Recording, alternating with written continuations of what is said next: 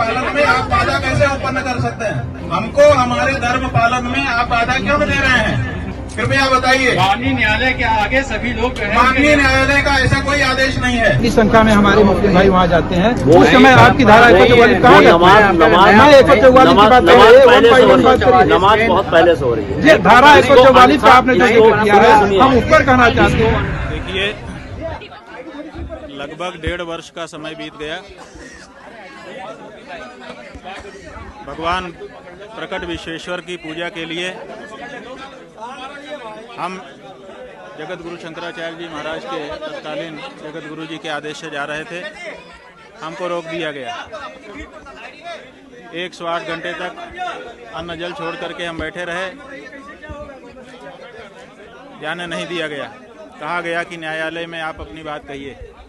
हमने न्यायालय में अर्जी लगाई और कहा कि भगवान की पूजा अर्चना प्रतिदिन होनी चाहिए, इसके लिए अनुमति करिए। अभी 1.5 वर्ष का समय बीत गया।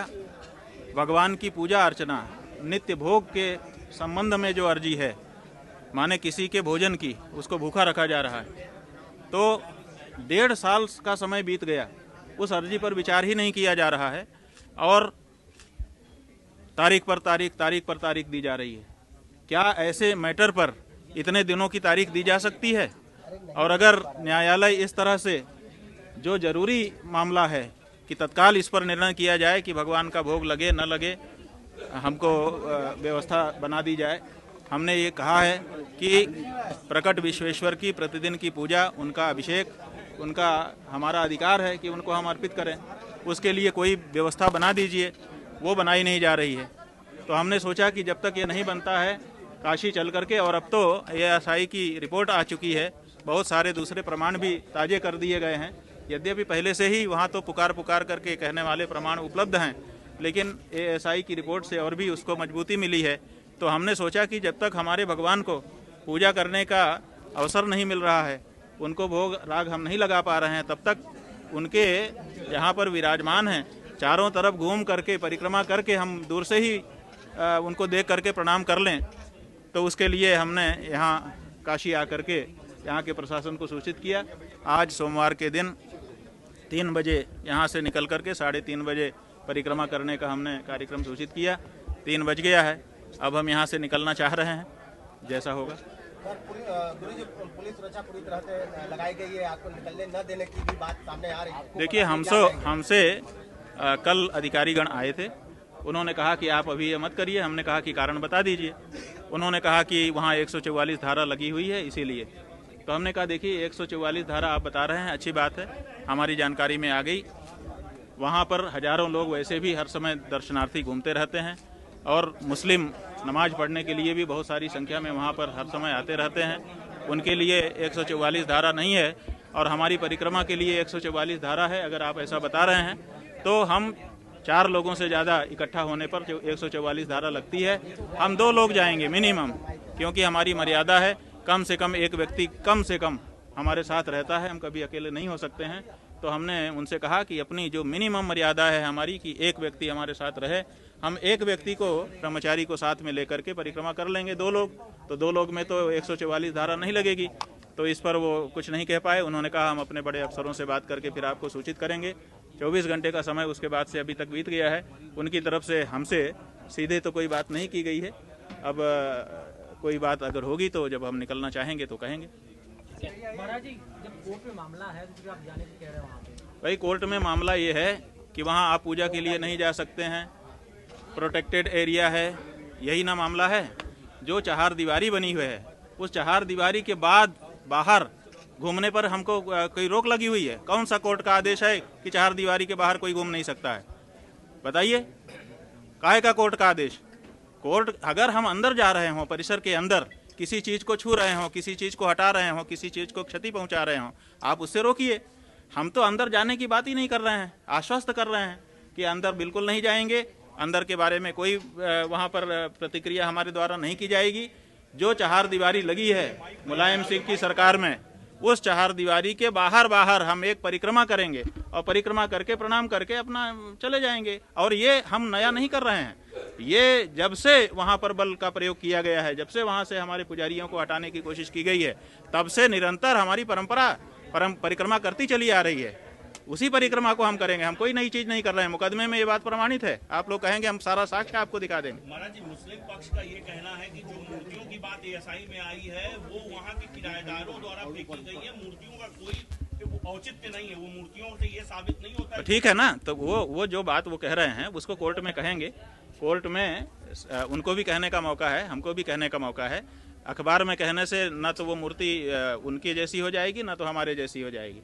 एएसआई की रिपोर्ट आई है, विशेषज्ञों ने जांच की है, जांच करके फोटो किए हैं, उसका विवरण अंकित किया है और वो रिपोर्ट जो 1000 पन्ने के लगभग की है वो वहाँ पर प्रस्तुत की गई है। तो न्यायालय में उसका निर्णय होगा, उसमें अगर किराएदारों की मूर्ति होगी वो भी तय हो जाएगा, अगर वो हमारे परंपरा की मूर्ति होगी वो भी तय हो जाएगा, उसमें क्या दिक्कत है। हम तो जो अभी प्रसंग है वो प्रसंग ये है कि हमारा वो जो भगवान का मंदिर, ज्ञानवापी मंदिर, उस मंदिर की परिक्रमा चहार दीवारी के बाहर बाहर से हम परंपरा से करते चले आए हैं, उसी परंपरा को करने के लिए हम जा रहे हैं। और आपको हम बताना चाहेंगे कि ये पहली बार हम नहीं, शंकराचार्य के रूप में तो पहली बार होगा, लेकिन इसके पहले जाने कितनी बार हम वहाँ जा चुके हैं और परिक्रमा कर चुके हैं। हम जब जब वहाँ जाते थे हम परिक्रमा करते रहे हैं, आज से नहीं 40 वर्ष पहले से ही हम वहाँ पर परिक्रमा करते रहे हैं। जब वहाँ पर कोई सुरक्षा नहीं थी, जब बैरिकेटिंग नहीं लगी थी, जब पीछे के मैदान में लोग बच्चे क्रिकेट खेला करते थे, वहाँ पर बैठ करके हम लोग पाठ भी किया करते थे। तो हम तो जाने कितनी बार परिक्रमा कर चुके हैं, हमारे यहाँ आने वाले जाने कितने लोग वहाँ पर परिक्रमा करते रहे हैं। और मुकदमों में, साक्ष्य में ये बात वहाँ पर उल्लिखित है कि वहाँ पर निरंतर सनातन धर्मी परिक्रमा करते रहे हैं, उस स्थान को अपना पूजनीय मानते रहे हैं। और शास्त्रों में, और शास्त्रों के साथ साथ अभी जो राम जन्मभूमि का फैसला आया है, उस फैसले में स्पष्ट रूप से इस बात का निरूपण किया गया है कि अगर कहीं पर स्थापित कोई भगवान का विग्रह वहाँ से हटा भी दिया जाता है या उसको तोड़फोड़ कर दी जाती है, उसमें क्षति पहुंचा दी जाती है, तब भी वहाँ देवत्व विद्यमान रहता है और पूजा करने वाले को पूजा का फल प्राप्त होता है। जब एक आदेश है कि आप अगर केवल परिक्रमा करने जाना चाहते हैं, आपने कोई अनुमति नहीं मांगी, आप ये स्वीकार करते हैं, कोई अनुमति आपने नहीं मांगी। एक ऑर्डर है कि कोई भी नई परंपरा नहीं की जाएगी, ये ऑर्डर अलग से निकाली जाती है। माननीय सीएम साहब और हर इस तरह से ये बात कई बार कई प्लेटफॉर्म पे कही जा चुकी है कि कोई भी नई परंपरा की संख्या में हमारे मुस्लिम भाई वहाँ जाते हैं। उस समय आपकी धारा 144 कहाँ गई? मैं 144 की बात कर रही है, नमाज बहुत पहले से हो रही है। जी, धारा 144 का आपने जो जिक्र किया है, हम ऊपर कहना चाहते हैं। अन्यथा द्विवेदी जी बोलिए मत, आप मत पढ़िए। हमारा आपका कोई तर्क का विषय नहीं है, हमारा केवल एक विषय है कि महामंडलेश्वर महाराज शंकराचार्य जी को वहाँ जाने की अनुमति प्राप्त नहीं है, हम उनको नहीं जाने देंगे, दैट्स ऑल। और कोई विवाद मत करिए। हम इतना जानना चाहते हैं, हमने आपको बता दिया ना कि हम उनको नहीं जानते। अब आप जाएं अंदर, उनको समझा लें, जो प्रेस वार्ता करनी है वो कर लें, हम उनको यहाँ से जाने नहीं देंगे। ये हमारा आपसे विनम्र अनुरोध है। हम आपकी बात मान लें, लेकिन अगर कुछ आपके पास नहीं, आपने कोई नोटिंग मांगा है, आप हमसे मांगिए, हम आपको नोटिंग दे रहे नहीं जाने। आप नोटिंग मांगिए, लिख के लाइए, हमारे सीधे साहब के लिखवा के दीजिए, अभी हम भेज रहे हैं, लिखवा दीजिए। पूरा प्रोग्राम लिखिएगा कि कहाँ जाना चाहते हैं, कैसे क्या करना चाहते हैं, हम कोई नोटिंग बना। बिल्कुल।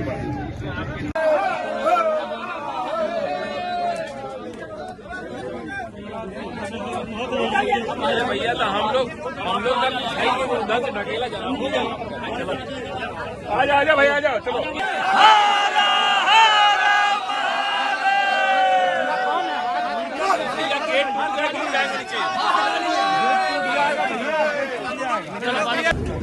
वकील साहब से बात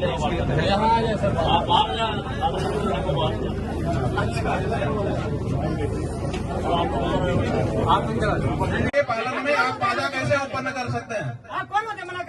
रुको भाई, हम बात कर रहे हैं ना, आप लोग कोई नहीं बोलेगा। हमको हमारे धर्म पालन में आप बाधा क्यों दे रहे हैं?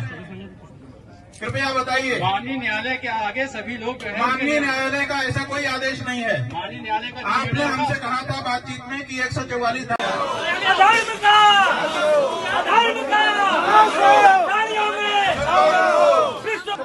किसकी परिक्रमा करेंगे? वहाँ तो परिक्रमा करेंगे ना। और लोग मीडिया को भी है, आपसे अनुरोध है कि क्या बाहर आ जाए, अंदर लेके